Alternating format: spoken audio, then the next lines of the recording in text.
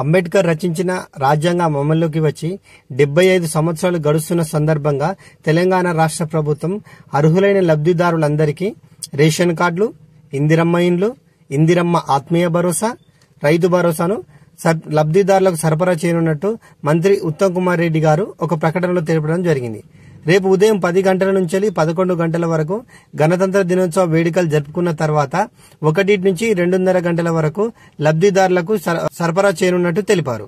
అయితే ఇందులో ప్రతి మండలానికి ఒక గ్రామాన్ని ఎంపిక చేసి ఈ లాంచ్ ప్రోగ్రామ్ ను స్టార్ట్ చేయనున్నట్టు తెలిపారు.